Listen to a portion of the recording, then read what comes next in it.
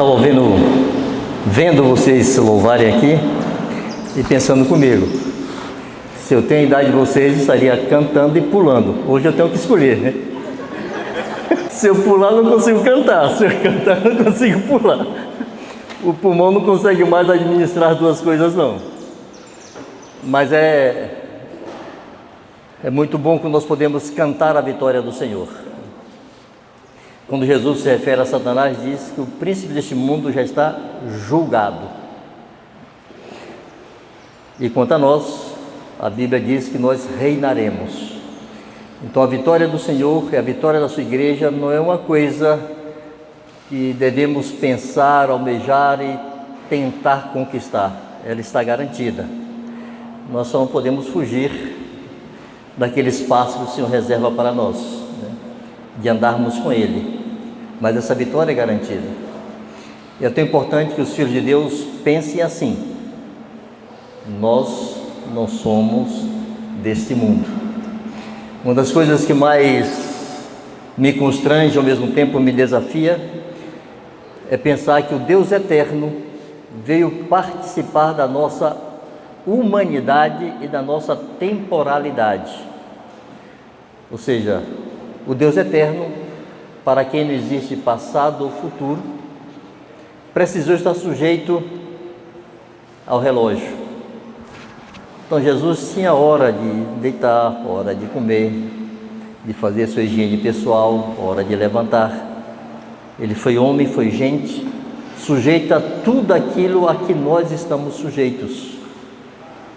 Então eu digo que o Deus eterno participou de nossa temporalidade para nos incluir na sua eternidade.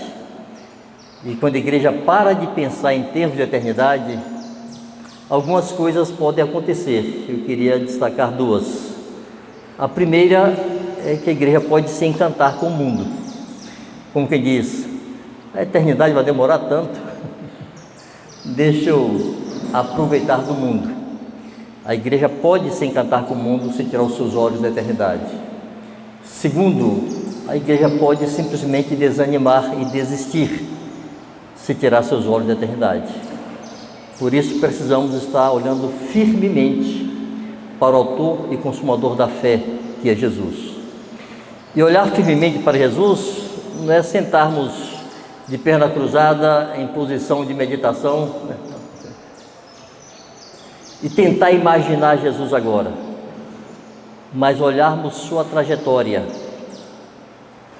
Lembra daquele texto lá em Hebreus 12?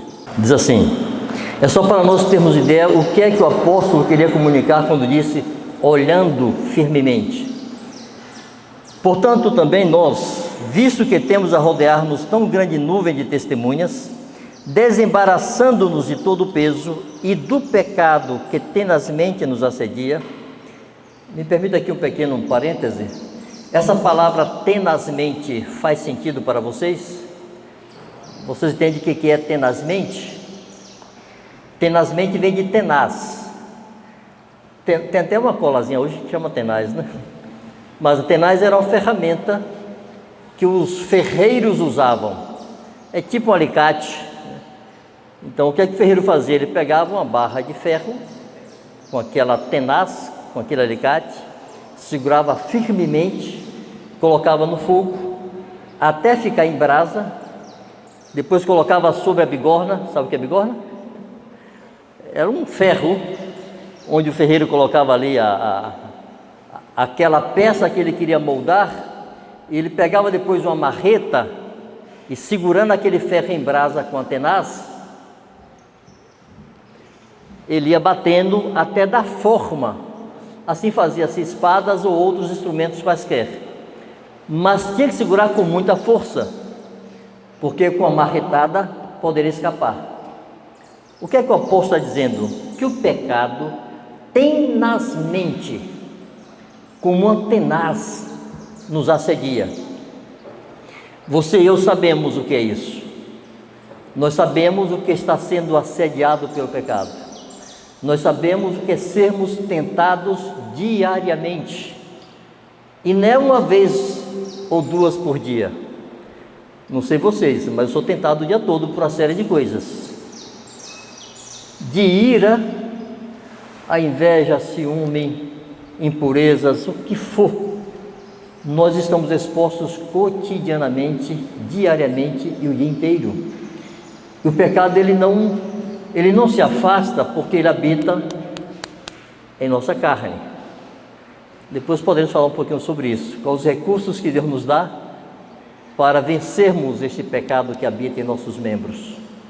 Mas o pecado nos assedia tenazmente. Desânimo, idolatria,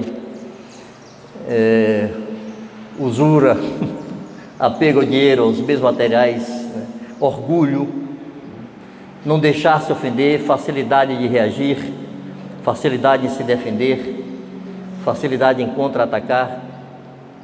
Tudo isso são manifestações de pecado que tenazmente nos assedia. E o apóstolo está dizendo que nós devemos nos desembaraçar. Sai para lá, trem, me larga. E seguir.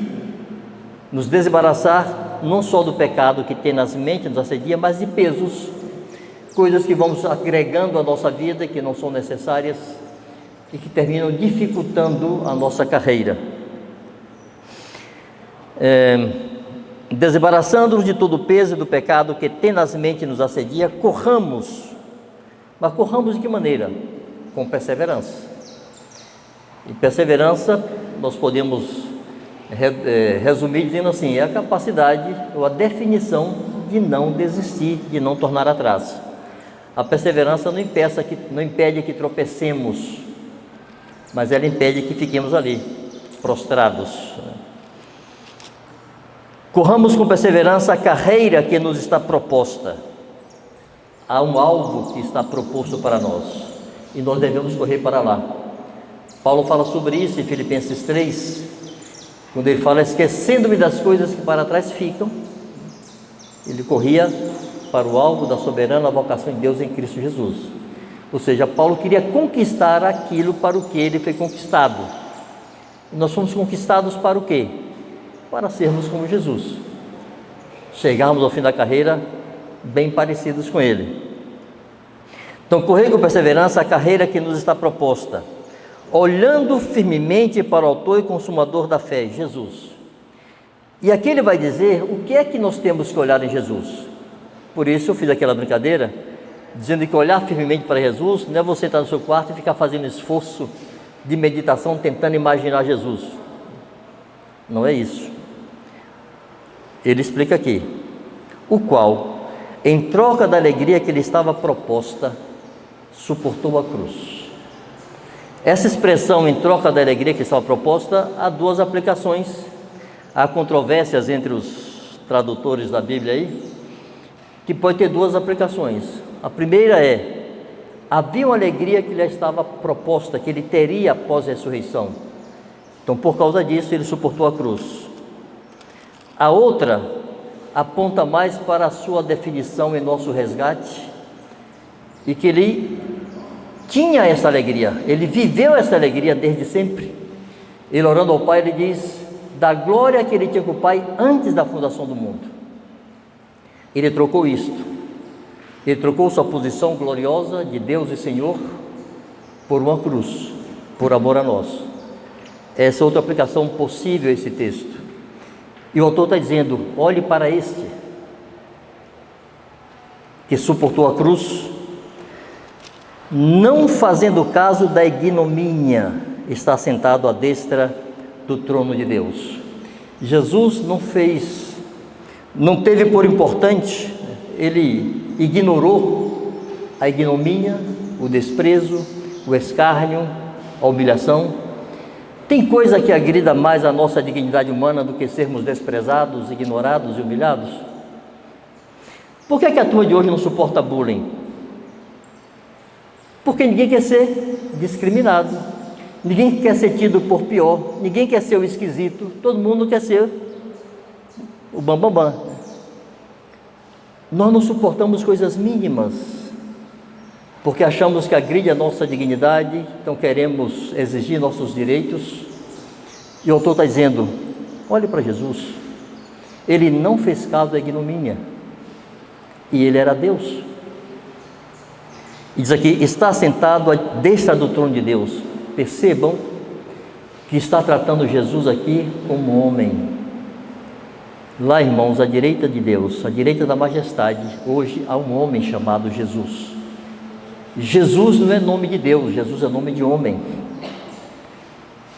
Deus se fez carne, adquiriu corpo para toda a eternidade. A carne ficou na morte, mas ele ressuscitou em corpo.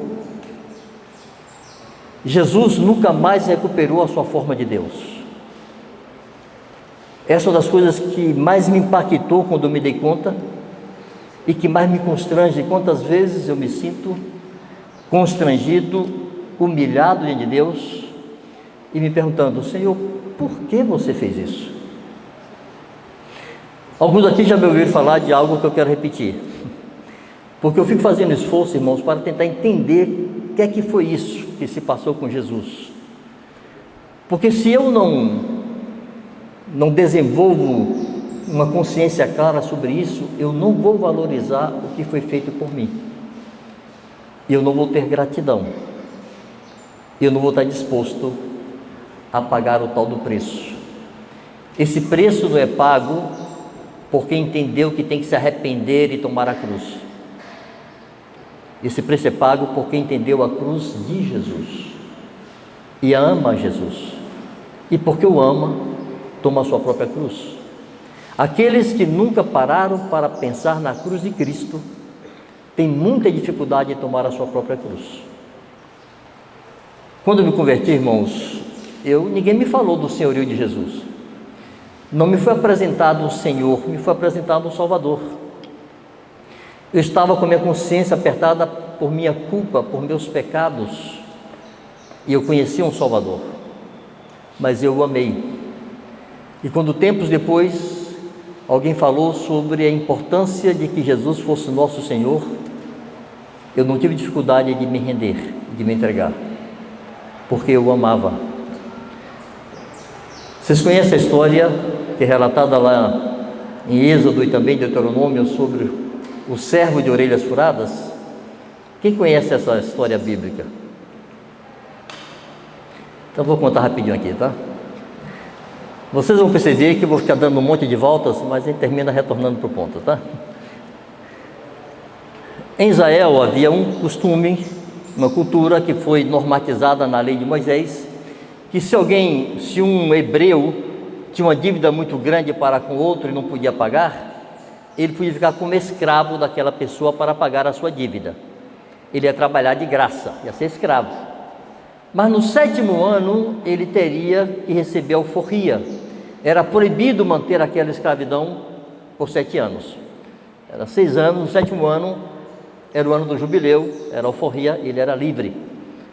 Mas se aquele escravo amasse o seu senhor e dissesse: eu amo o meu senhor e eu não quero sair forro, eu não quero alforria, então seu senhor levava à praça pública, diante dos anciãos, e furava a sua orelha com uma sovela. E ali, diante de todos, ficava caracterizado que aquele servo, agora um servo de orelhas furadas, seria escravo para sempre do seu senhor, porque ele o amava. No contexto batista, onde eu me converti, onde ninguém falava de evangelho do reino, onde a consagração a Jesus era um passo de maturidade, você primeiro cria em Jesus, aceitava Jesus, era salvo, e depois no caminho você ia se entregando e se consagrando ao Senhor. Foi nesse ambiente que eu criei em Jesus, que eu tive meus pecados cancelados, que eu tive minha consciência pacificada, que eu entendi o Cordeiro que foi morto na cruz em meu lugar. Nesse ambiente, uma pessoa um dia estava falando sobre esse servo de orelhas furadas e fez um apelo aos jovens. Eu tinha 18 anos, estava recém-convertido. Ela disse: quem aqui quer ser um servo de orelhas furadas? Ter Jesus como Senhor é quase uma opção. Para nós não é assim. Mas eu me lembro do que eu fiz. Eu estava em prantos dizendo: Senhor, fura minhas orelhas, porque eu te amo. Servir a Jesus, irmãos, gastar-se por Jesus, dar a vida por Jesus, não é fruto de arrependimento, é fruto de gratidão e amor ao Cordeiro que foi morto na cruz. Algumas pessoas verdadeiramente entenderam o Reino de Deus, se arrependeram, tem Jesus como seu Senhor, mas não estão dispostos a fazer um tipo de sacrifício que às vezes é necessário.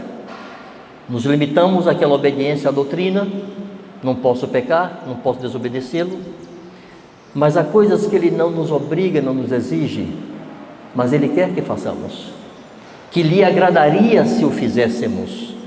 E este passo não dá aquele que apenas se arrependeu. Esse passo vai dar aquele que ama Jesus, e o ama porque Ele se entregou na cruz por nós. Então, nesse esforço de tentar entender o que é que aconteceu com Jesus, voltando aqui ao texto, anos atrás me ocorreu uma parábola meio armegada, meio esquisita, mas que serviu para mim, para enriquecer meu coração, minha consciência, para não deixar minha consciência parar de gritar que eu preciso amar a Jesus e querer imitá-lo. Eu pensei assim: imagine que de repente eu quisesse salvar as baratas. Eu olhava para aquele bichinho asqueroso, fiquei tão compadecido dela, disse: vou salvar esses bichinhos aí. Aí me aproximava das baratas e elas... O que acontece quando você quer? Quando você se aproxima de uma barata. As mulheres correm também, mas a barata sai doida, né? Ela se desespera. E aconteceu assim: eu ia querer me aproximar das baratas para amá-las e fazer-lhes bem, e elas fugiam. Isso na minha história, tá? Pensei assim: só tem um jeito, eu vou ter que me fazer barata. Se eu não me fizer barata, eu não vou ter acesso a elas. E aí eu me fiz barata. Irmãos, vocês acham que o esvaziamento de Jesus, Deus abandonar a sua forma de Deus e fazer-se pessoa humana, foi um esforço menor do que eu me fazer barata? Se eu me faço barata, é uma criatura assemelhando-se a outra criatura, ainda que eu seja uma criatura que tenha sido feita à imagem e semelhança de Deus, mas eu perdi essa imagem quando o pecado entrou. Adão perdeu essa imagem. Mas Deus fazer-se homem é o Criador, fazer-se criatura. Vocês já viram onde é que as baratas nascem? A gente vê elas por aí, pelas paredes, de vez em quando, pelo chão, mas elas não nascem ali atrás do guarda-roupa, não. Normalmente as baratas procriam em uma caixa de esgoto. Alguém aqui já teve a necessidade de limpar ou desentupir uma caixa de esgoto? Quando você tira aquela tampa, sai aquele mundaréu de barata. É ali que elas nascem. Então eu teria que nascer ali, naquele ambiente, com uma diferença: eu estava nascendo barata, mas eu não perdi a minha consciência de homem. Eu sabia o que era higiene, eu sabia o que é uma imundície, mas eu nasci ali a si mesmo. Irmão, Jesus não perdeu a sua memória dos céus. Muitas vezes ele se refere a isto, a glória que ele tinha com o Pai antes da fundação do mundo. Mas mesmo tendo consciência daquele ambiente glorioso, onde ele era adorado por criaturas poderosas como anjos, arcanjos, etc., ele escolheu nascer entre os homens, no ambiente que nós vivemos. Ele aceitou nascer em carne. Às vezes alguns tentam romantizar as tentações de Jesus, dizem: não, mas Jesus era Deus. Era Deus, mas era homem. Era homem em uma medida tal que ele foi tentado. Em Tiago, capítulo 1, verso 13, está escrito: ninguém ao ser tentado diga fui tentado por Deus, porque Deus a ninguém tenta, e Ele mesmo não pode ser tentado pelo mal. Irmãos, Deus não entende tentação, não. Deus não entende a nossa inclinação natural por aquilo que é ruim. Mas o Verbo eterno, quando se fez homem, ele foi tentado em todas as coisas à nossa semelhança. Ou seja, na mesma medida que você é tentado, ele foi. O mesmo tipo de oportunidade que o diabo disponibiliza para você pecar, disponibilizou para ele. Todas as cascas de banana que o diabo bota no caminho para você e para mim, botou para ele. Ele sabe e ele experimentou todos os nossos conflitos, todas as nossas inclinações em não fazer a vontade do Pai, em desobedecer ao Pai. Jesus experimentou isso. Adão lá no Éden, irmãos, também não tinha pecado na carne dele, não. Adão era perfeito, em imagem e semelhança de Deus. Ninguém foi mais cheio do Espírito Santo do que Adão. Deus soprou em suas narinas do seu Espírito. Adão era santo. Adão era separado do pecado. Adão não precisou do Espírito Santo para ser regenerado como nós precisamos. Adão não precisou do Espírito Santo para ter autoridade e poder. Ele tinha. Ele governaria o mundo. Mas Adão cedeu ao pecado. Jesus não. Então não é porque ele não tinha pecado que a tentação não foi efetiva e verdadeira. Porque Adão também não tinha e cedeu à tentação. Jesus resistiu. Mas isto de que ele foi tentado, a mim me convence de que ele foi homem de fato e de verdade. Não foi uma aparência humana, não foi parecido com homem, foi homem com alma de homem, com alma que se angustia. Lá no Getsêmani, Jesus disse: a minha alma está profundamente abatida, eu sinto tristeza até a morte. Eu já conversei com pessoas que tiveram processos de depressão profunda, e ela diz assim: eu queria morrer.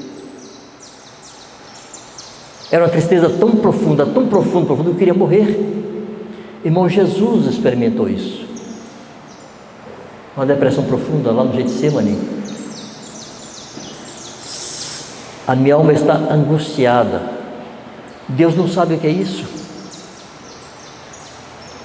Deus não sente pavor de nada. Jesus sentiu pavor.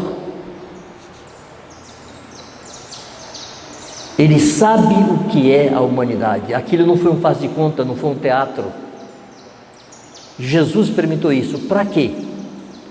Para nos socorrer, a mim e a você, quando somos tentados.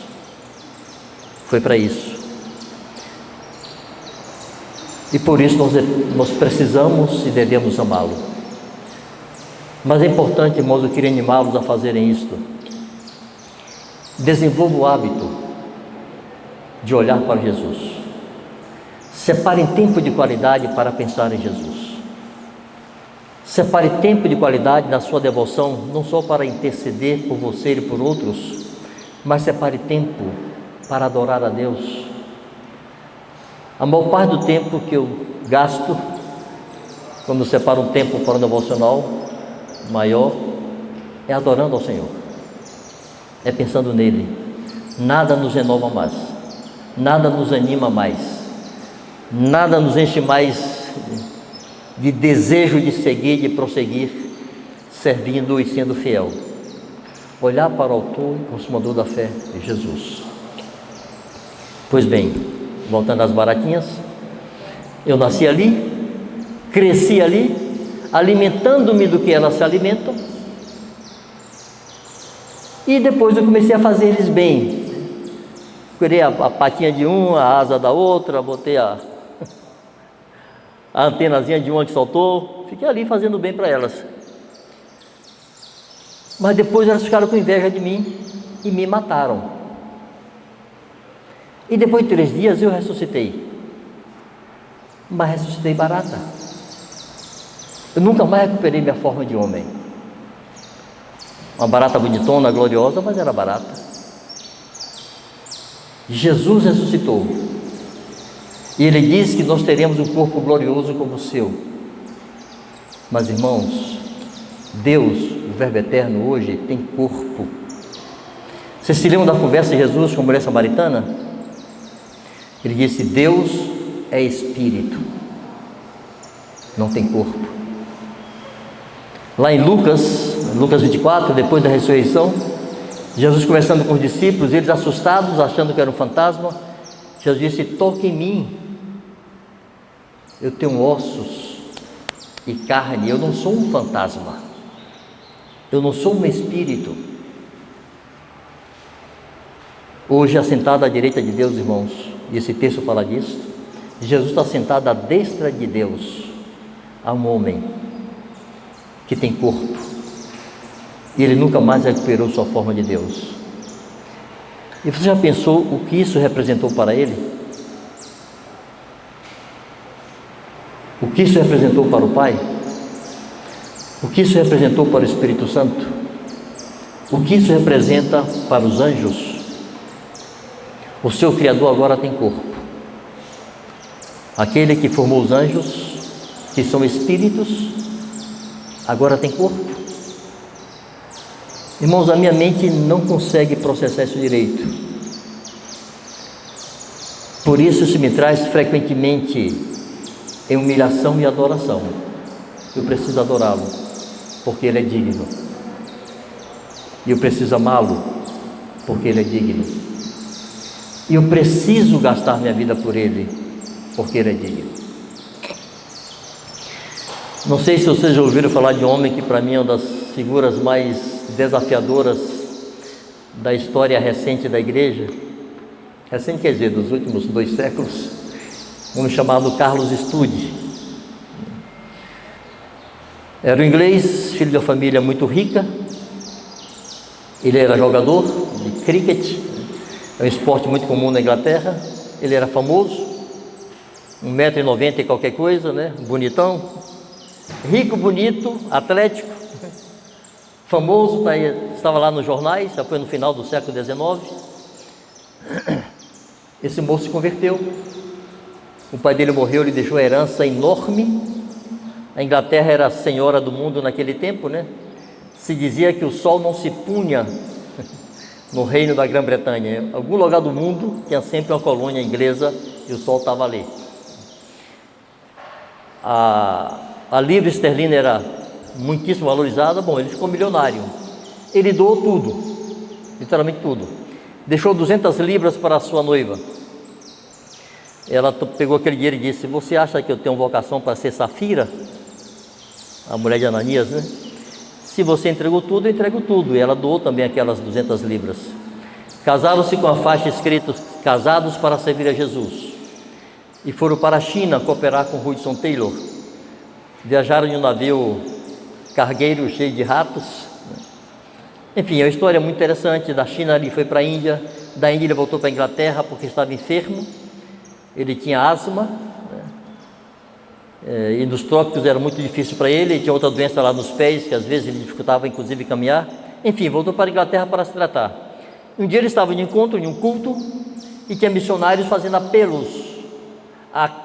Apelo aos jovens, viu? Apelo a vocês. Quem estava disposto a ser missionário na África? Assim, havia um convite, né? Quem queria aos canibais? Era o apelo, né? E os jovens, olhando não para o autor e consumador da sua fé, mas olhando para as suas carreiras e seu futuro, deram uma de desentendido, né? Isso não é comigo não. Algum vocacionado aí se manifeste. E ele se apresentou com 50 anos de idade. E o médico disse assim: Carlos, você veio para a Inglaterra para se tratar, você está enfermo. Se você for para os trópicos, para a selva africana, você não vive 15 dias, você vai morrer.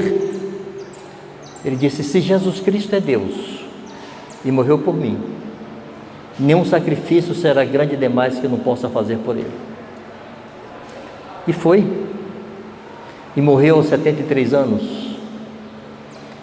E nesse período ele viu sua esposa 3 vezes. 2 vezes ele voltou à Inglaterra, e 1 vez ela foi lá, no que hoje é o Sudão. O Sudão hoje é um país islâmico,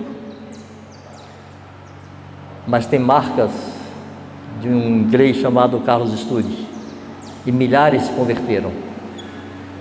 No leito da morte ele disse assim: Senhor, eu renunciei à fama, renunciei ao esporte, renunciei à minha saúde, renunciei à minha esposa, renunciei às minhas 4 filhas, renunciei à minha vida. Alguma coisa mais, Senhor, que eu precise perder? Não eram palavras de homem amargurado, frustrado, porque estava morrendo no meio da selva. Era um homem preocupado em pensar o seguinte: eu o amei o suficiente? Irmãos, nós não temos que levar a vida que Carlos Estúdio levou, mas no ambiente onde vivemos, cada qual no seu cada qual pode ter essa disposição de desprendimento. Eu vou amá-lo acima de tudo, e por causa dele eu posso perder tudo. Como é que isso é traduzido na prática? Quando a coisa importante lhe é tomada, como é que você reage? Não é seu. Não é só porque você renunciou lá na entrada, na porta do reino. Não é seu porque você o ama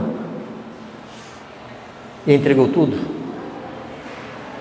Então ele pode dispor de tudo, ele pode tomar tudo se ele assim quiser. Ontem, irmãos, quando eu falei aqui muito rapidamente de que vocês não se iludissem com dias melhores, eu não queria abatê-los não, viu? Eu não queria que vocês ficassem assim, como quem disse, que futuro nos espera. Era apenas para que vocês não desenvolvessem a ilusão de que virão dias melhores, mais fáceis. Esses dias não virão realmente. Está afunilando, ficará cada vez mais difícil pregar o Evangelho, ficará cada vez mais difícil viver o Evangelho. Está difícil para os pais com filhos pequenos criarem seus filhos na administração e temor do Senhor, porque existem leis que criminalizam a disciplina de filhos. Um dia desse eu vou ser algemado de alguma cerimônia de casamento, porque não tem jeito.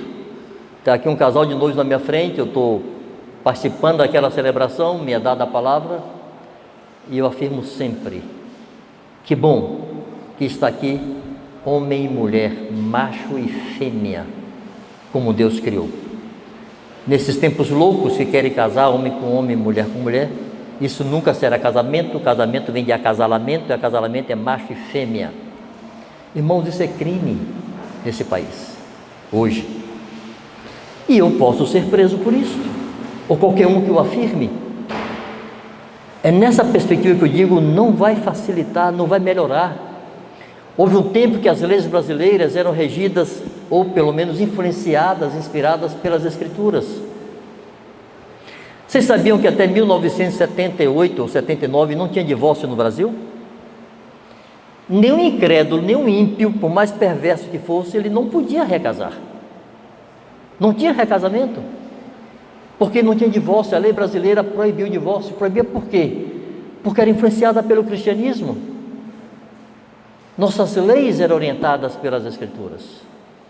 O sujeito podia separar da sua mulher, tinha um recurso chamado desquite, para garantir à esposa e aos filhos segurança financeira, etc., mas ele não podia recasar. Quando a lei brasileira mudou e o Congresso definiu que agora teria divórcio, essa discussão entrou na igreja. E hoje, na igreja é comum haver recasamento. Apenas pense que há 40 anos atrás, há 45 anos atrás, não havia recasamento nem no mundo, mas hoje tem na igreja. Aí as leis foram mudando para pior, e hoje se está legalizando união, não é casamento, entre pessoas do mesmo sexo. E pasmem, está sendo discutido nas igrejas a questão LGBT na igreja. Como assim na igreja, uma miséria dessa? Uma coisa é se compadecer deles, é entender que vive isso, buscá-los, resgatá-los. Outra coisa é aceitar que na igreja possa haver isto.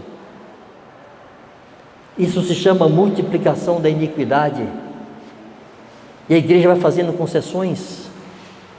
Eu olho para os meus netos e temo, porque eles estão crescendo em uma sociedade onde essas coisas que a Bíblia chama de perversidade são tidas por normais.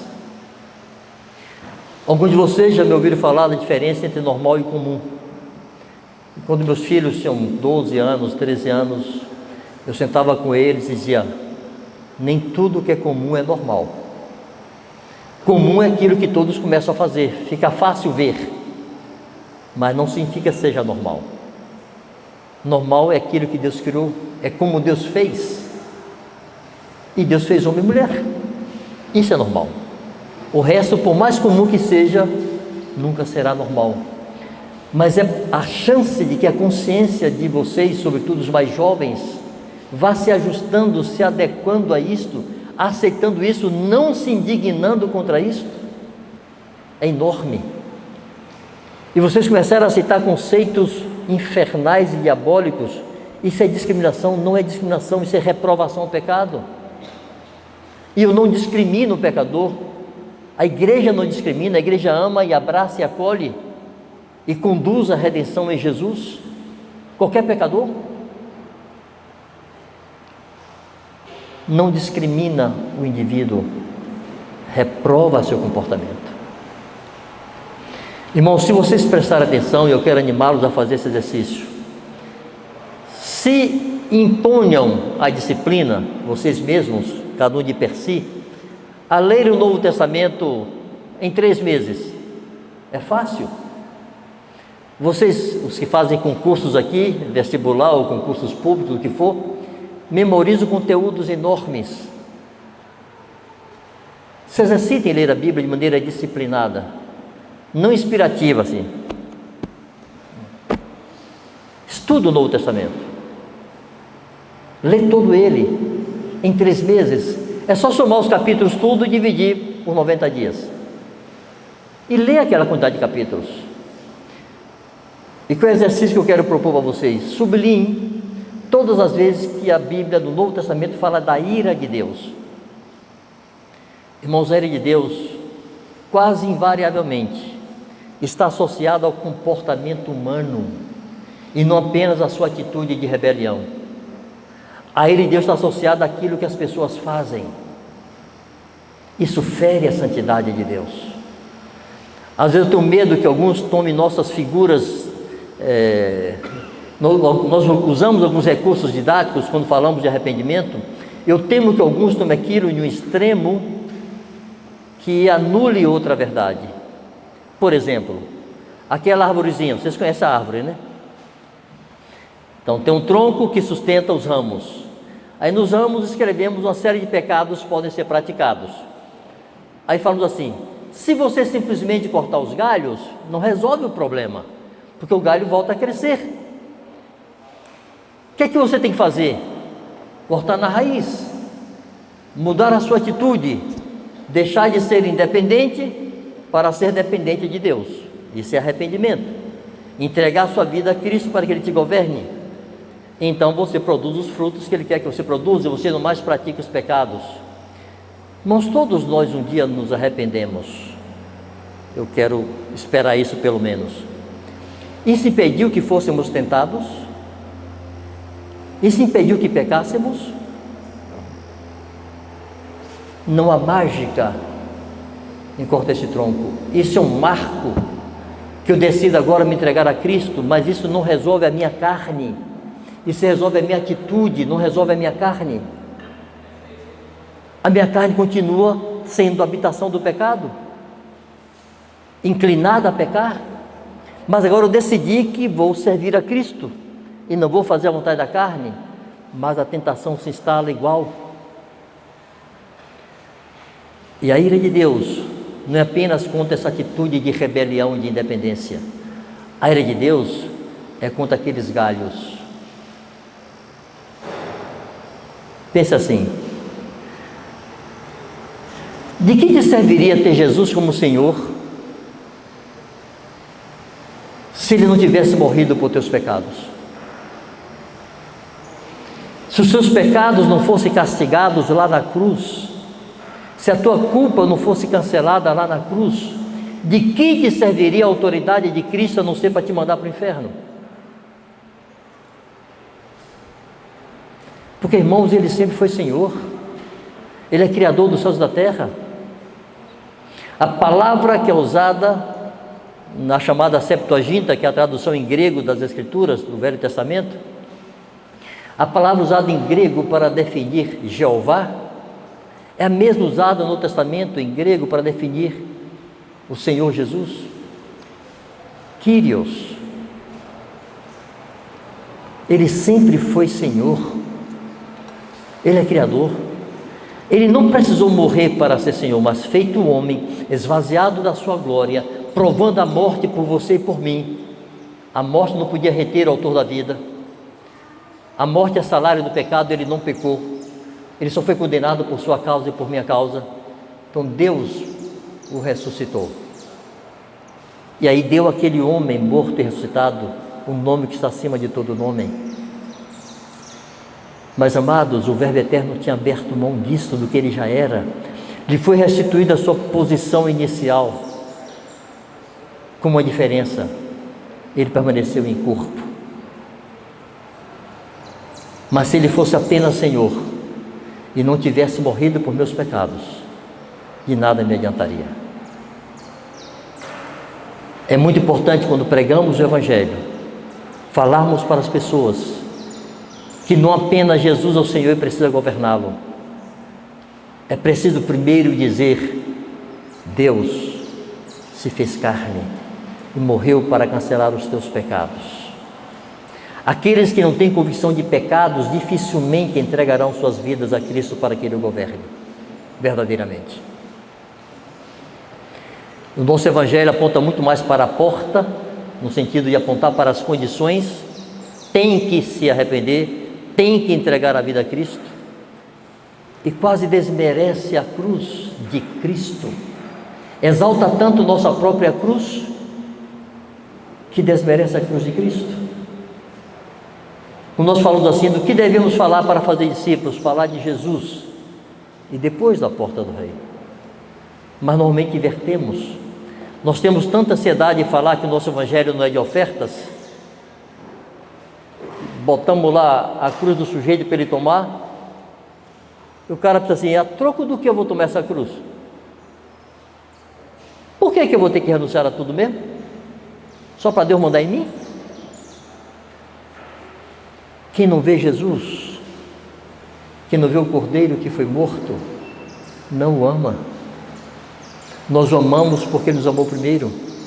Jesus, quando falou a respeito daquela prostituta que lavou seus pés com lágrimas e perfume, enxugou com seus cabelos, e o fariseu se escandalizou, o Simão. O Senhor disse: a quem mais perdoa, mais ama. Ela ama muito, porque muito lhe foi perdoado. Irmãos, nós não precisamos ser um pecador miserável e fazer 1000 loucuras para sermos muito perdoados. É apenas a consciência do que é que nós éramos. Eu era um bom menino, eu me converti com 18 anos, era um bom rapaz. Vício lá em casa, meu pai era da Assembleia de Deus, delegado de polícia. O tenente Orlando não permitia, não dava chance da gente pecar. Mentir em minha casa era um pecado abominável. Ai do feliz do filho que mentisse. Palavrão, cuidado para não engolir os dentes juntos se você desse um palavrão dentro de casa.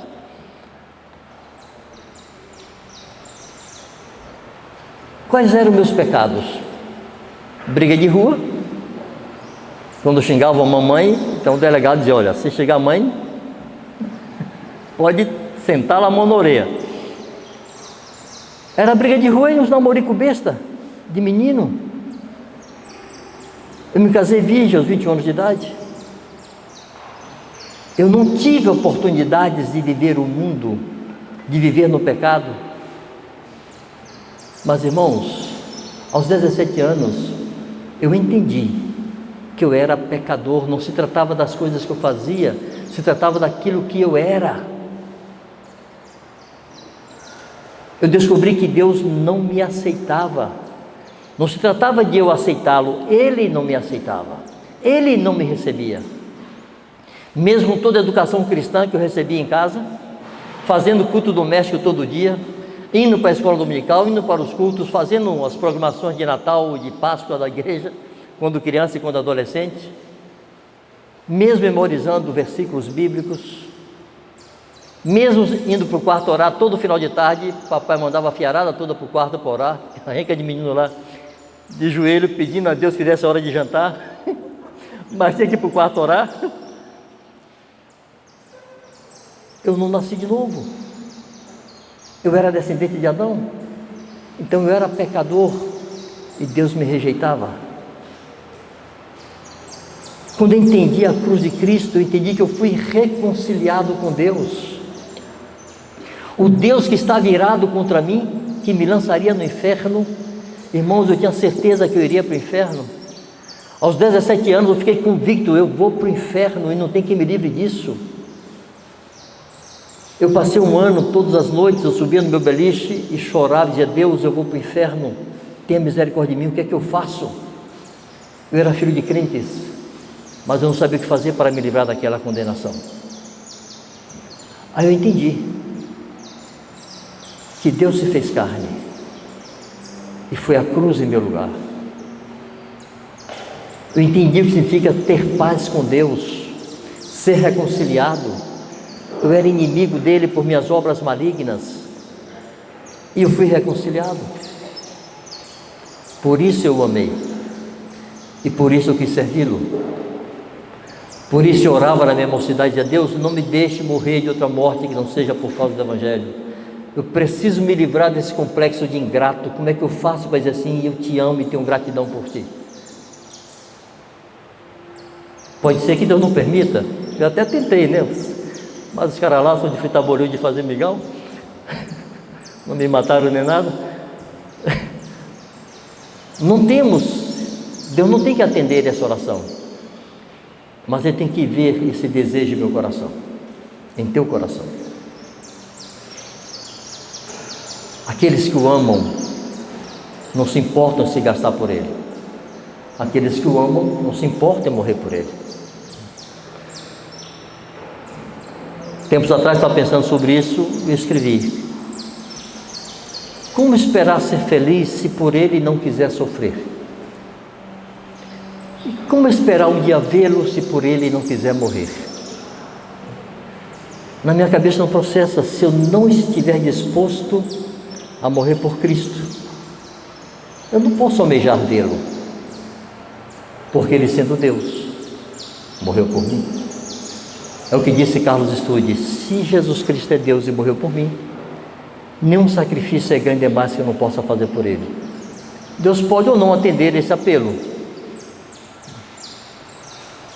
mas esse apelo deve estar em nosso coração.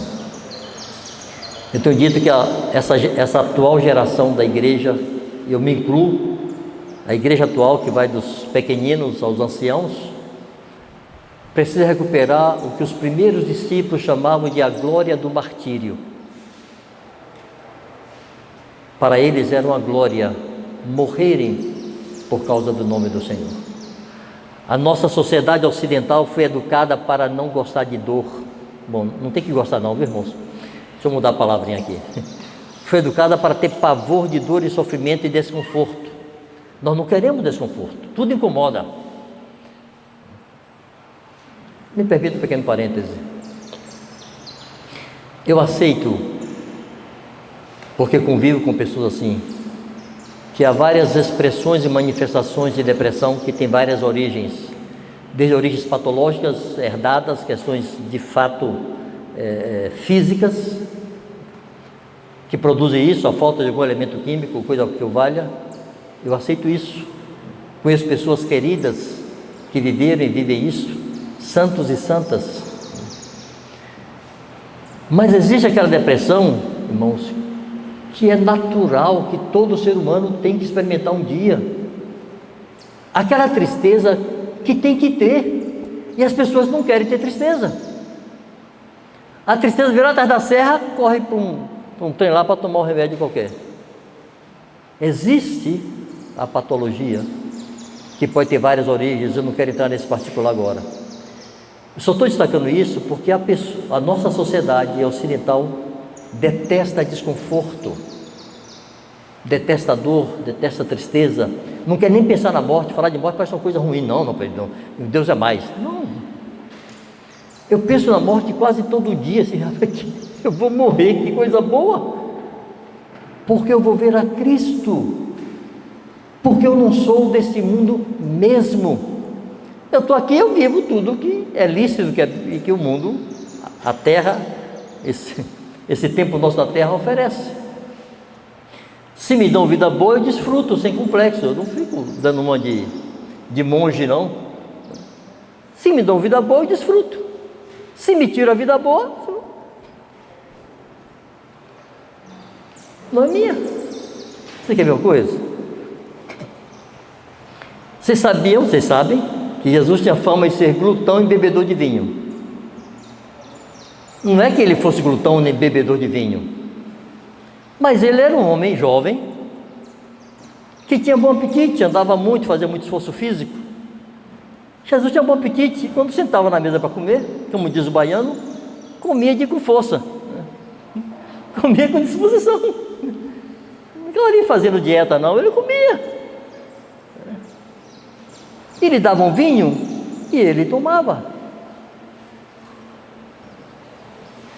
Mas quando ele precisou passar 40 dias sem comer, ele passou. Se lhe dão um banquete, ele desfruta. Se tem que jejuar 40 dias, ele jejua. Quando por 2 vezes lavaram seus pés com perfume e lágrimas, ele deixou. Ele não disse, não, peraí, isso que é isso? Não, eu não mereço, não, lava meu pé não. Ele deixou. Ele desfrutou daquela honra. Mas quando cravaram seus pés na cruz, ele também deixou. Então, assim, se me dão privilégios e conforto, irmãos, eu desfruto sem complexo. Mas se me tiram, não os mereço. É disso que eu estou falando. Mas a nossa sociedade tem pavor de desconfortos, tristezas e dores. É importante lembrar que a nossa caminhada na terra está marcada por isto. O gozo e a alegria que sentimos, irmãos, não pode depender das circunstâncias que nos rodeiam.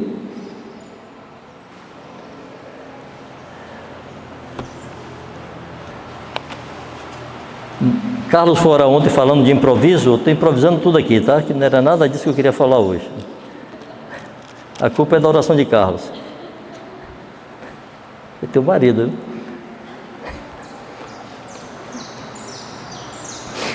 Primeira Tessalonicenses capítulo 3, verso de 1 a 3. Pelo que, não podendo suportar mais o cuidado por vós, pareceu-nos bem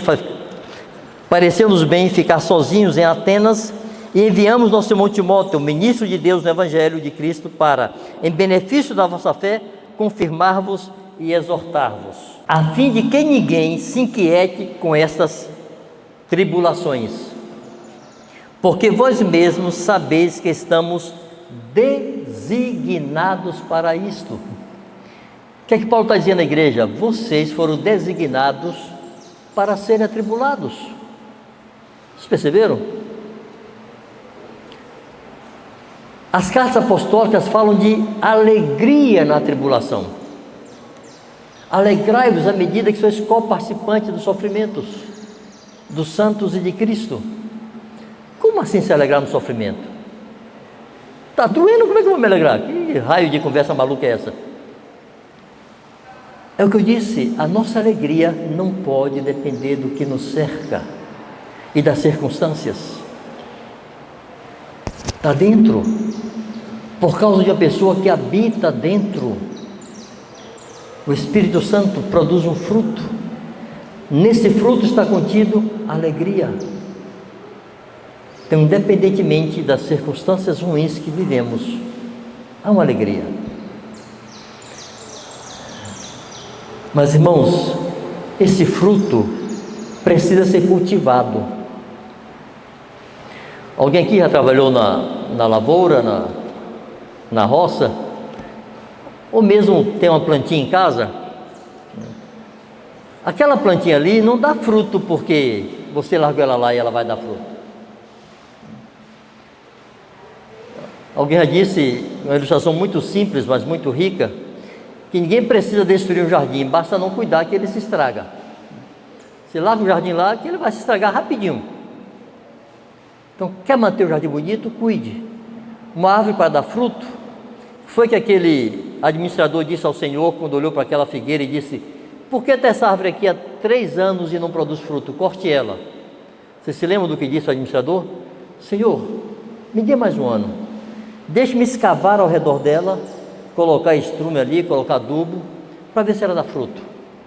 Para dar fruto tem que cultivar.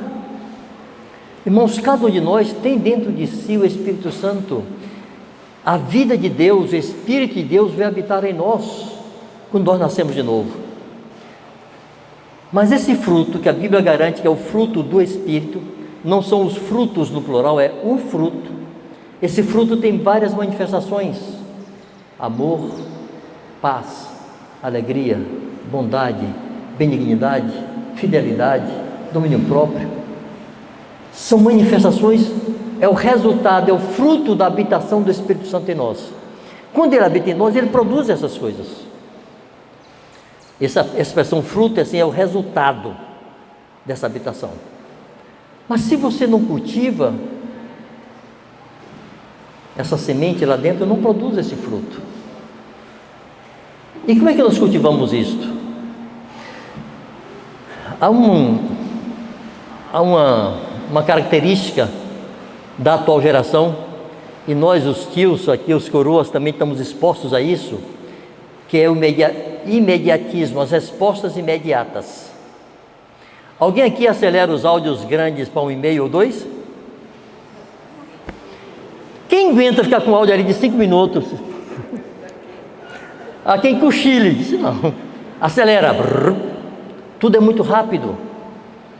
Você quer ver uma coisa? Eu devo receber dezenas de mensagenzinhas no WhatsApp, daquela que aparece a borboletazinha, o passarinhozinho, o sol nascendo, uma árvore bonita, e Deus assim, Deus assada, porque você é isso, você é aquilo. Gente, eu nem abro, eu deleto, eu fico quase enraivado quando me manda aqueles trem. Sabe por quê? Você recebe 30 e no fim do dia não se lembra de nenhuma, serve para nada. Aí você repassa para mais 30 aqui, repassa mais 30, e aquela coisa açucarada aqui. Tudo é imediato. Eu quero animá-los a tomarem tempo, por isso eu disse no princípio, tomem tempo para pensar em Deus.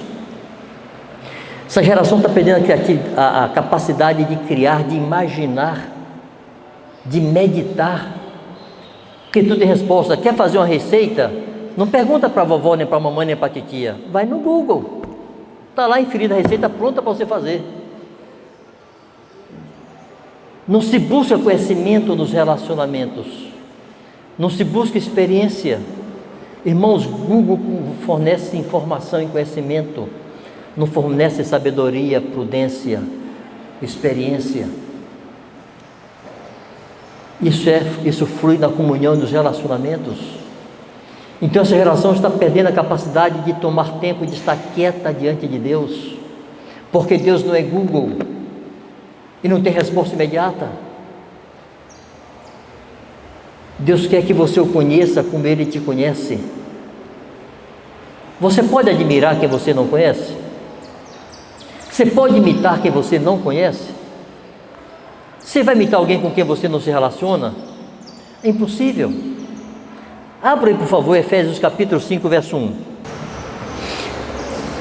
Alguém poderia ler aí com voz bem forte para todo mundo ouvir? Sede, pois, imitadores de Deus como filhos amados.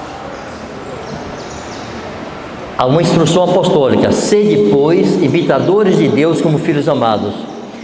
Como é que você vai imitar Deus se você não o conhece? Paulo, quando escreve aos Coríntios, ele fala duas coisas que parecem que são antagônicas.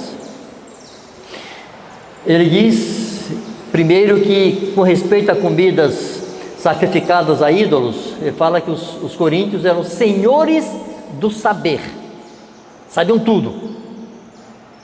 Mas em outro lado, em outro lugar, ele diz assim: porque muitos de vós não têm conhecimento de Deus. Isso eu digo para a vergonha vossa. Os coríntios eram doutores em determinada doutrina, Eles conheciam os mandamentos e instruções, mas eles não conheciam Deus. Nos Salmos, não me recordo bem qual salmo, Davi, relatando a peregrinação no Êxodo, ele diz que Deus manifestou seus caminhos a Moisés, mas ao povo Deus manifestou seus feitos. Aquele povo conhecia os feitos de Deus, conheceu as maravilhas de Deus, mas não conhecia os caminhos de Deus. É possível a igreja conhecer os mandamentos, conhecer os princípios, e ainda assim não conhecer o Senhor. É impossível, irmãos, conhecer alguém sem se relacionar com Ele. Não desenvolva a ilusão que você vai conhecer Deus se você não toma tempo para Ele. Deus não se revela de maneira imediata em um toque no seu celular.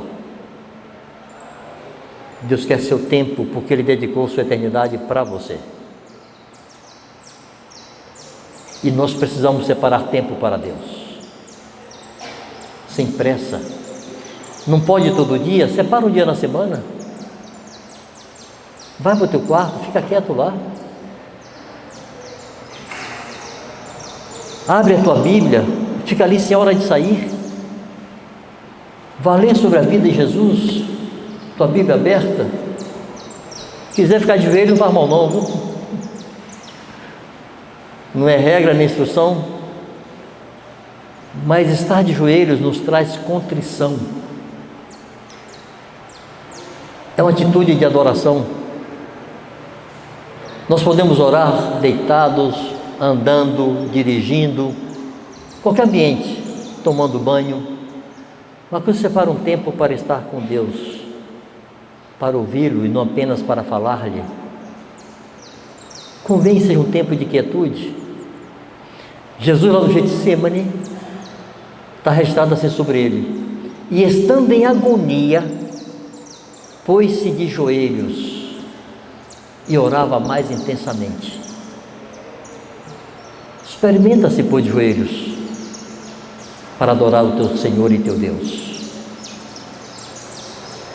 Experimenta se pôr de joelhos para declarar para Ele o quanto você o ama, o quanto você o quer e quanto você precisa que Ele se dê a conhecer a você.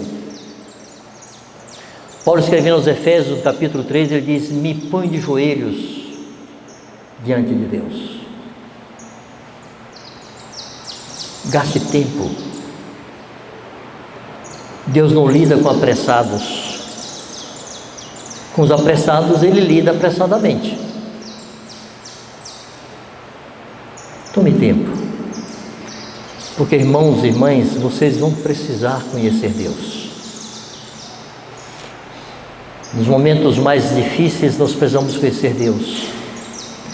Salmo 9, verso 10, ou é Salmo 10, verso 9, alguém pode conferir, por favor, aí. Diz assim: em ti confiam os que conhecem o teu nome. Na hora da crise mais angustiante, em que parece que Deus está ausente, vai confiar nele, mesmo sem senti-lo, quem o conhece. Quem não conhece vai fazer aquela pergunta esquisita: onde Deus estava quando eu sofri?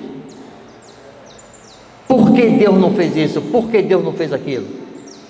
Uma vez o irmão me disse, uns 40 anos atrás: onde estava Deus quando meu filho passou por essa e aquela situação? Isso, meu irmão, ele estava no mesmo lugar quando o filho dele foi pregado na cruz. E se ele pôde deixar o filho dele ser pregado na cruz por tua causa, ele pode assistir teu sofrimento.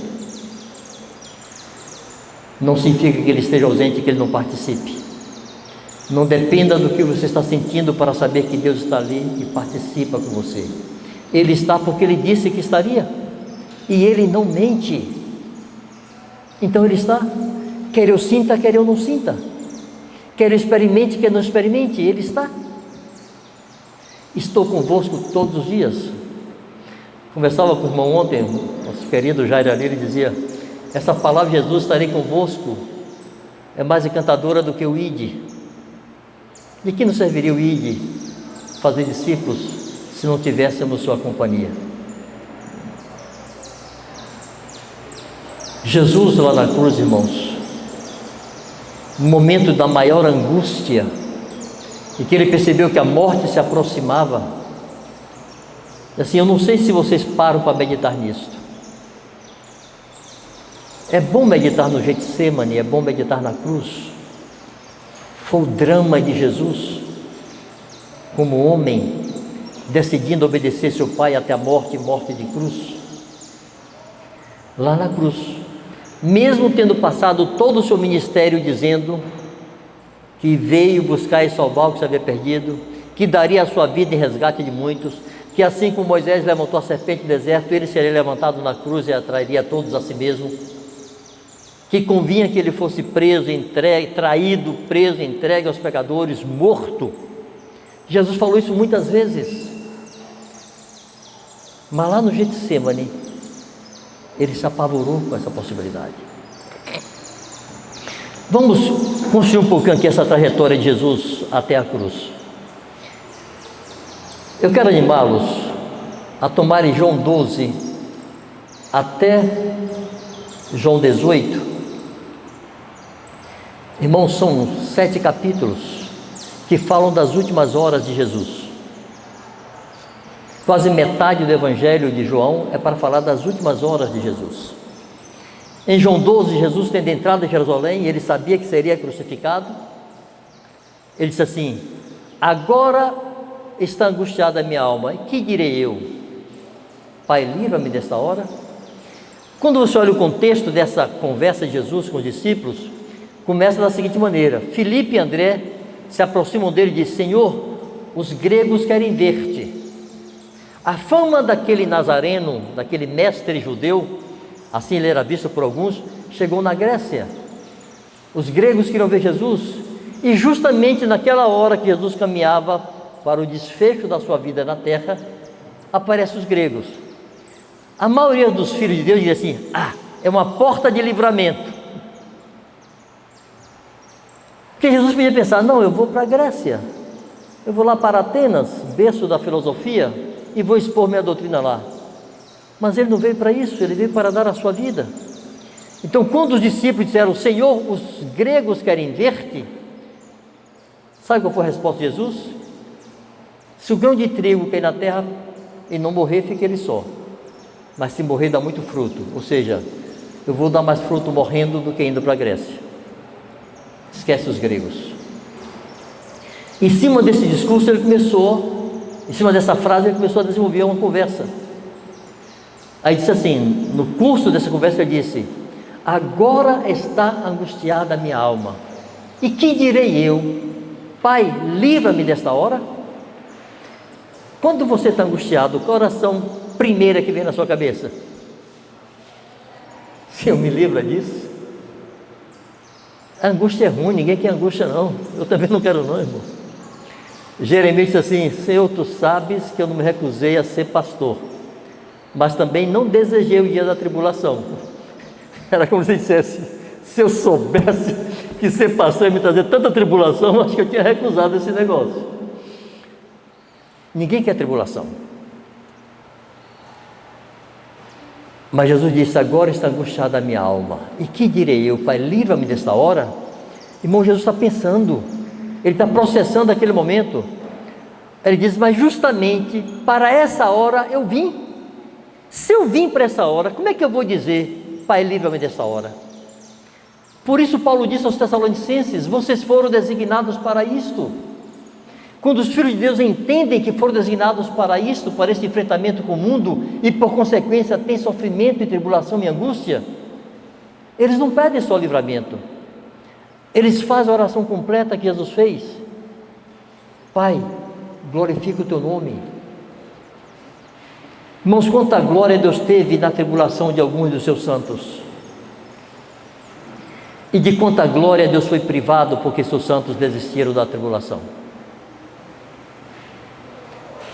Quanta glória houve para Deus quando Estevão foi apedrejado. Quantos santos foram para a fogueira e não negaram a sua fé. quanta glória traz para Deus. Então Jesus disse: que direi eu? Pai, livra-me desta hora, mas para essa hora eu vim. Pai, glorifica o teu nome. Aí é uma resposta do céu: se ouviu a voz de Deus como um trovão, eu já o glorifiquei e ainda o glorificarei. Sabe como é que eu leio, que eu entendo essa resposta de Deus? É o Pai dizendo assim: filho, fica firme, desiste não, eu estou com você. Isso vai trazer muita glória para nós, isso vai trazer glória para o meu nome. Aguenta. Mas irmãos, foi a última vez que o pai falou com seu filho. Que dali, em João 13, preparação da Páscoa, Jesus lava os pés dos discípulos, Jesus anuncia o traidor de novo, tem todo aquele ensino de João 14, 15, 16, tudo isso foi ali na ceia, foi poucas horas, todo aquele ensino ali foi em poucas horas, Jesus sentado com os seus discípulos ao redor da mesa da Páscoa. Ali ele celebrou a ceia do Senhor, era a Páscoa dos judeus, em dado momento ele transformou na ceia do Senhor, na nova aliança que era firmada no seu sangue. Ele sai dali, em João 18, está lá escrito que eles cantaram o hino e tal, foram para o Getsemane. Lá no Getsemane a angústia voltou, e Jesus volta a orar. Mas percebam que a sua oração agora é diferente.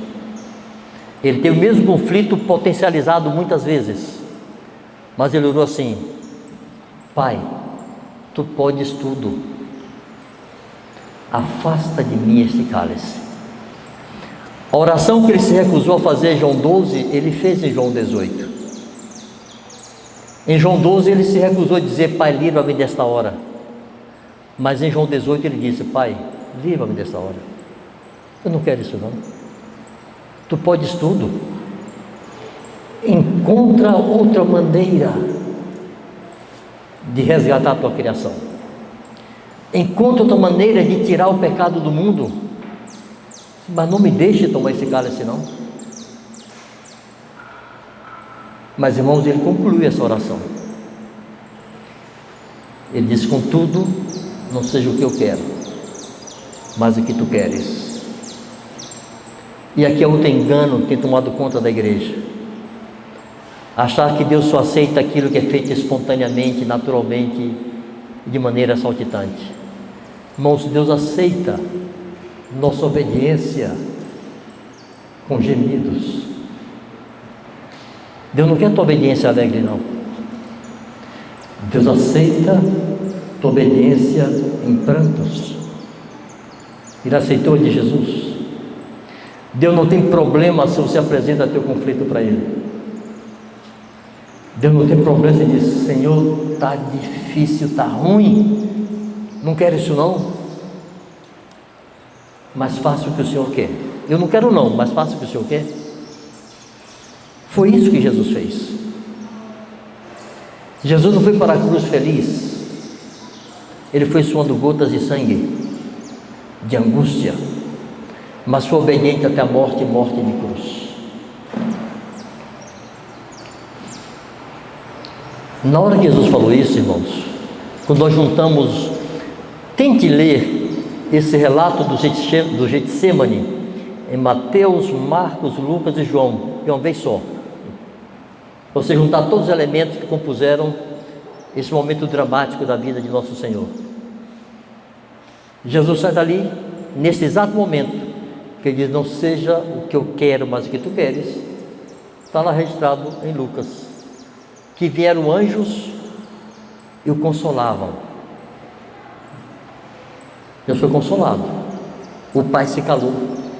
O pai não lhe deu uma resposta na hora em que ele disse: afasta de esse cálice. O pai se calou. Porque, irmãos, era necessário que o filho decidisse. E há momentos cruciais em tua vida e em minha vida em que Deus não nos responde, porque nós sabemos a resposta. O pai não precisava repetir, o filho sabia a resposta. O filho sabia que não tinha alternativa, que ser a cruz. Então ele acrescenta: seja o que tu queres e não o que eu quero. Nesse momento, ele parou de suar gotas de sangue. Os anjos o consolaram. Ele foi detido. Chegou Judas com os soldados, o prenderam, foi levado ao Sinédrio, do Sinédrio para Pilatos, de Pilatos para Herodes, de Herodes para Pilatos e de Pilatos para a cruz. E indo no caminho, tropeçando, depois de todo escárnio ali no palácio de Herodes e no palácio de Pilatos e no Sinédrio, depois das bofetadas, cusparadas, lhe arrancaram os cabelos, a barba. Esse momento é muito bem relatado em Isaías capítulo 50. E lá no verso 7 do capítulo 50, quando ele fala que lhe arrancaram as barbas, os cabelos, lhe espancaram e lhe esbofetearam, ele diz, aquilo é um texto profético, fala de Jesus. Diz assim: o Senhor fez o meu rosto como seixo, de maneira que eu não serei envergonhado. Não é que ele não sofreu vergonha, ele não se sentiu envergonhado, é diferente. Você sabe o que é seixo? Seixo é pedra. Aquela pedrinha que Davi atirou na testa de Golias era um seixo. Essas pedrinhas que dão no leito de alguns rios, pedra muito dura. Jesus está dizendo assim: meu Pai, meu Deus, o meu Senhor me deu cara de pedra, cara dura, para suportar o escárnio. Irmãos, nós vamos precisar botar cara de pedra muitas vezes. Nós não suportamos a vergonha, nós não suportamos isso aqui de zombaria, e já ficamos vexados. O que eu faço agora, meu pai? Cadê mamãe? Cadê papai? Bota a cara de pedra e aguenta. Jesus disse: cara como seixo, fez o meu rosto como seixo, de maneira que não serei envergonhado. Jesus olhou para seus adversários e inimigos, para os que lhe escarneciam. Ele olhou com galhardia, com confiança, com valentia e com compaixão. Mas se ele se sentisse envergonhado, ele fugiria, ele se desesperaria, ele perderia a sobriedade. Quem se sente muito envergonhado, desprezado demais, perde a sobriedade, quer fugir daquele ambiente. Nós precisaremos de cara de pedra em muitas situações. Eu já precisei em umas tantas. Você já precisou? Não sei se você botou cara de pedra, mas você precisou dela. E vai precisar muitas vezes. Bota a cara dura, olha no olho do adversário, se exercita em compadecer-se dele e não sentir-se oprimido por ele. Atravessou Jerusalém, boa parte da cidade, foi para o Calvário, crucificado, com aquela coroa de espinhos maltratando sua mente, sua cabeça. E a turma de hoje não gosta de apertar a mente, não, assim, não aperte minha mente. Não dá para escapar disso muitas vezes, não. Deixa apertar a mente, faz bem. Nos amadurece ter a mente apertada. Né? Jesus teve sua mente literalmente apertada por espinhos, além de todo o fardo que carregava naquele momento em sua alma. Lá na cruz, ele teve sobriedade para fazer duas coisas impressionantes. Primeiro, olhar para João, seu discípulo, e dizer assim: João, está ali tua mulher, tua mãe. Apontou para Maria. Imagino que com o queixo, né? Porque estava com as mãos presas. E virou-se para Maria e disse: mulher, isso aí é teu filho. Irmão, Jesus estava redimindo a criação, não era só a humanidade. A Bíblia diz que o sacrifício de Jesus purificou as próprias coisas celestiais, que eu nem sei quais são. Sei lá o que estava contaminado no céu, mas o sangue de Jesus purificou aquelas coisas lá também. E reconciliou todas as coisas nos céus e na terra. Em João 13 está escrito que Jesus sabia que o Pai lhe havia confiado todas as coisas. Ele estava resolvendo o problema de toda a criação dos céus e da terra. Mas ainda assim, teve sobriedade para pensar na sua mamãe da terra, Maria. Assim, não posso deixar essa senhora desamparada. Alguém tem que cuidar dela. Talvez ele não confiasse muito em seus irmãos ainda, Tiago, José e Judas. Escolheu um discípulo que ele conhecia e confiava, assim, cuida dela. Irmãos, ele estava na cruz, lutando com o inferno todo em cima dele. Pensou na sua mãe. Nós podemos ter sobriedade nos momentos mais angustiantes, para pensar em nossas responsabilidades terrenas e responder de maneira correta a elas. Mas se eu me permito ficar vexado e angustiado por causa da pressão e do opróbrio, eu não consigo fazer isso. Cara de pedra, coração pacificado em Deus, decisões corretas. Ele fez outra coisa impressionante na cruz. Ele olhou para aqueles que o provocavam e diziam: és o Filho de Deus, desce da cruz. Ele disse: Pai, perdoa-lhes, não sabe o que fazem. Teve compaixão dos que lhe crucificavam. Quando Hebreus 12 fala, olhando firmemente para o autor e consumador da fé, nós temos que olhar para essa trajetória de Jesus aqui na terra, para que não desanimemos diante das circunstâncias, para que não desmaiemos em nossas almas, e o texto na sequência fala sobre isso, nós retornaremos a ele ao final. Para que não desmaiemos, nós temos que olhar para ele e saber que ele teve essa trajetória, e nos convida a estar com ele, porque ele disse: se alguém quer vir após mim, tome a sua cruz e siga-me, até a crucificação. Mas na hora mais angustiante, quando a morte se aproximava, Jesus, pela primeira vez na sua trajetória terrena, ele não chamou Deus de Pai. Ele disse: Deus meu, por que você me desamparou? Por que você me abandonou? Irmãos, ali estava a alma humana em conflito. Por que Deus fez isso comigo? Mas, amado, Jesus não morreu com essa crise. Sua última frase foi: em tuas mãos eu entrego meu espírito. Ele estava dizendo: eu te conheço. Eu te conheço. E eu posso confiar, mesmo quando eu não estou entendendo. Nós temos a mania humana de submeter todas as impressões espirituais à nossa mente racional. E o que nós não entendemos, nós recusamos. Jesus não entendeu porque o Pai o desamparou, mas ele o conhecia. Em ti confiam os que conhecem o teu nome. Nas nossas horas de crise mais profunda, vale o que conhecemos dele. E é mais do que conhecer o que ele fala para nós fazermos. É mais do que obedecer a mandamentos. É conhecer a natureza de Deus, é conhecer seu coração, é conhecer sua mente, é saber como é que ele pensa, é se identificar com seus projetos, com seus propósitos e se unir a ele nisso. É saber que ele nos conferiu a eternidade que ele tem. A palavra vida eterna, irmãos, essa expressão vida eterna também pode ser traduzida como vida do eterno. Ele nos deu vida eterna, não é no sentido de uma vida que não acaba mais nunca, não é só isso.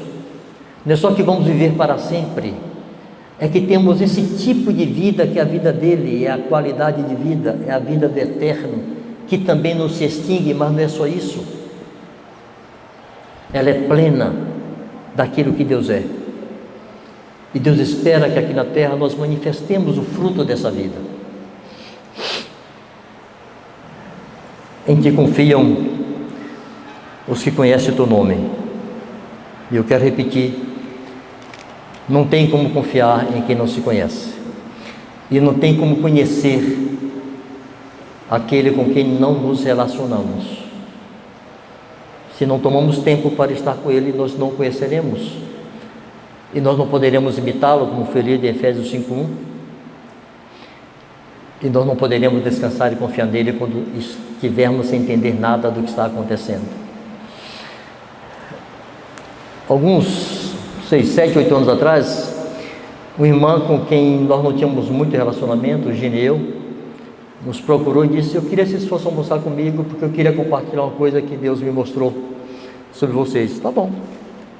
Terminei com o geral, fomos almoçar com ela e o marido. É assim: Deus me deu uma visão sobre vocês. O que é que foi? Se vocês estavam vivendo uma situação muito difícil, com pessoas muito próximas de vocês, a parentela de vocês, mas vocês estavam alegres. Eu perguntei: nós estávamos alegres porque não sabíamos da situação ou a despeito da situação? Disse: não, vocês sabiam, mas ainda assim estavam alegres. A nossa alegria não pode depender do que ocorre ao nosso redor, conosco ou com pessoas queridas. Nós podemos nos entristecer circunstancialmente, chorar com os que choram, mostrar para Deus a nossa própria angústia, mas a nossa caminhada não pode ser marcada por isto, porque a vida do Eterno está em nós, e ela se manifesta em amor, paz, alegria, bondade, fidelidade, benignidade, domínio próprio, mansidão. São expressões da vida de Deus, e essa vida precisa ser cultivada, e ela não será cultivada se você não tomar tempo com Deus para isso. Deus não vai fazer mágicas e agir à revelia de nossas decisões e de nossas escolhas. Voltando aqui ao texto de Hebreus 12, e eu vou encerrar por aqui.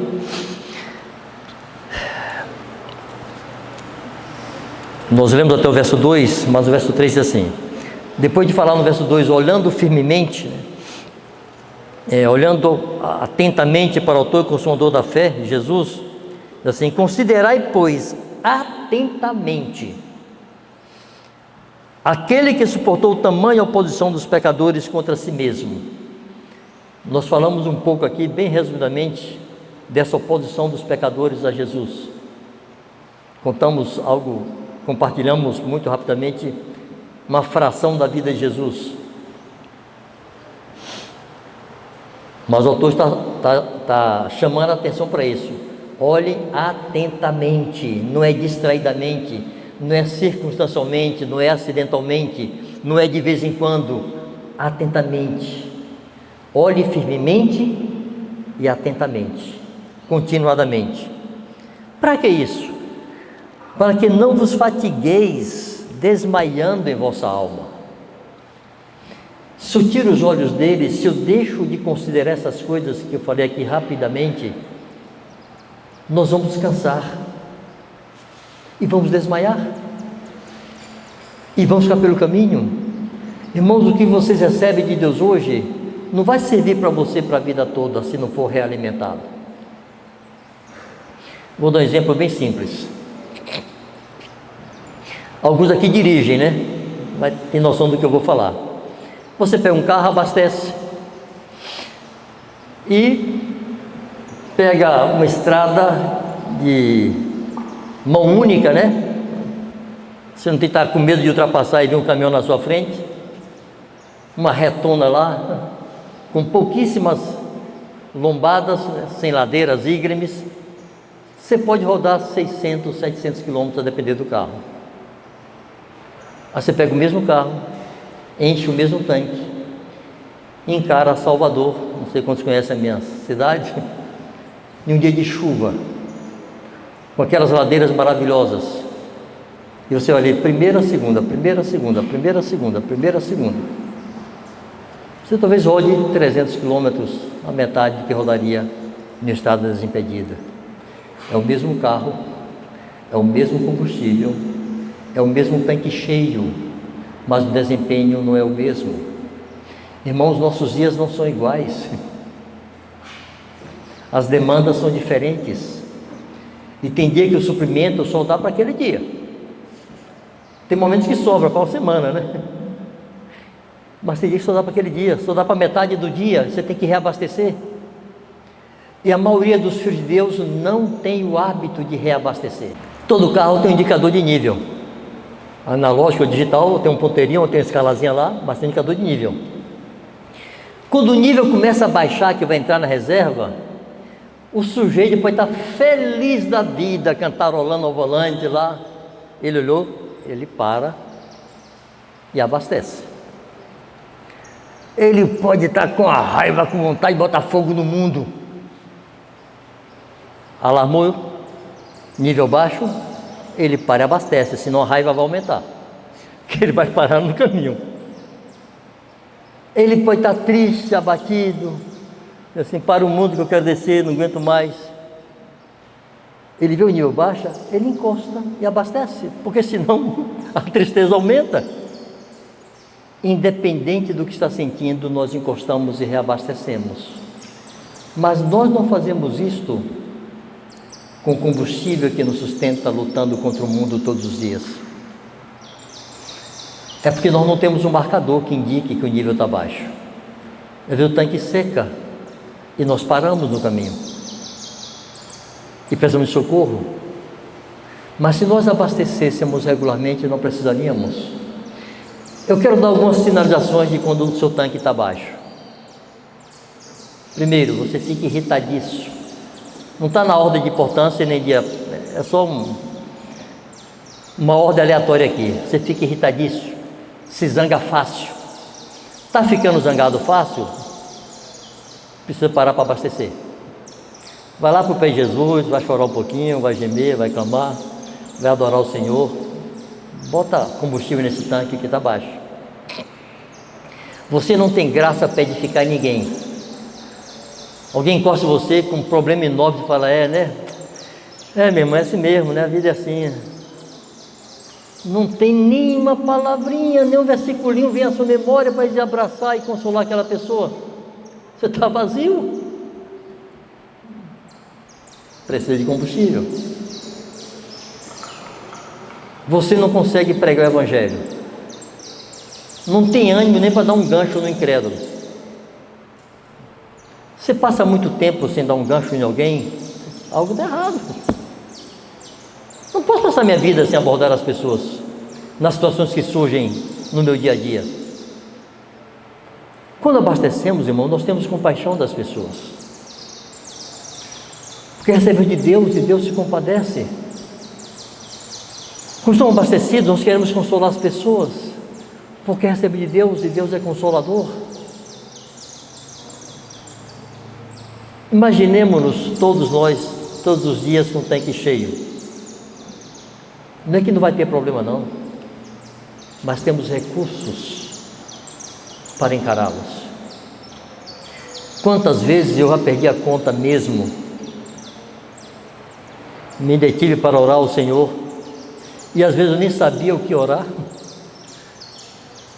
aí só fazia era gemer mesmo, assim, eu nem sei o que dizer, vou pedir o quê? Fica lá, chorando, gemendo, você levanta dali e o problema não mudou, às vezes piorou, o problema está pior, mas sabe o que acontece? Nós levantamos dali consolados, nós levantamos dali animados, abastecidos, com bom ânimo, com disposição para enfrentar, seguir batalhando. O sangue está dando a canela e você está de pé. Buscar a Deus, receber Deus não significa livrar-se dos problemas e das angústias, mas resulta em ter da parte de Deus recursos e graça para permanecer de pé no meio daquela angústia e daquela batalha, e ter da parte de Deus consolo. Aqui eu vou encerrar de vez. Minha mulher disse que quando eu vou terminar passo mais 15 minutos, mas eu não vou passar de 5. Eu falei muito ontem, assim, não fique esperando consolo. Contei aquela história de Jeremias, né? Que Deus consolou Jeremias dizendo para ele que ia piorar. Mas eu volto a repetir, irmãos, é só para que vocês não criem expectativa de dias melhores, mas não significa que não necessitemos de consolo e que Deus não nos quer consolar. Deus quer nos consolar, Deus quer nos renovar em ânimo. E o instrumento mais eficiente de Deus para fazer isso somos nós mesmos, uns com os outros. É um recurso insubstituível. Jesus, quando estava para ir aos céus, naquele discurso que eu falei, ali na ceia, né? Em João 14, ele disse que enviaria outro Consolador. Em João 14, João 16, ele está falando do Espírito Santo algumas vezes, e ele disse que enviaria outro Consolador. Quando ele fala outro, está dizendo assim, até aqui fui eu quem os consolou, mas eu vou para o Pai, mas virá outro, vai consolar vocês. O Senhor sabia que seus discípulos, e nós como discípulos dele que somos, precisamos de consolo, porque o inferno é contra nós, em peso. O mundo é contra nós, porque o mundo jaz no maligno, e o príncipe desse mundo é Satanás. Então, o sistema do mundo é contra nós, e a nossa carne é contra nós, o tempo inteiro. Então nós precisamos de consolo. Por que vocês acham que Paulo fala que acima de tudo profetizeis? Ele não diz acima de tudo curar enfermos, acima de tudo dar vista aos cegos, acima de tudo fazer milagres, acima de tudo que profetizeis. Por quê? O que é que a profecia produz?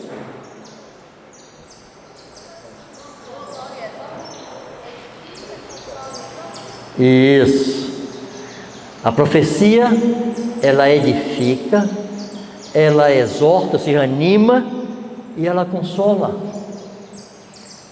Paulo diz assim, eu sei que vocês estão em um mundo hostil, que tudo é contra vocês, por isso profetizem uns para os outros, se consolem mutuamente, se animem mutuamente e se edifiquem mutuamente.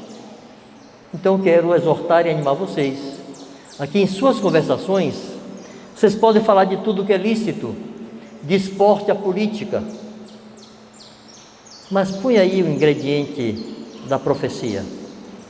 Proclamem a palavra de Deus uns para os outros, consolem-se mutuamente, animem-se mutuamente, porque vocês estão em um mundo que não é seu, e vocês não são daqui, esse mundo é contra vocês, e nós precisamos desse consolo mútuo.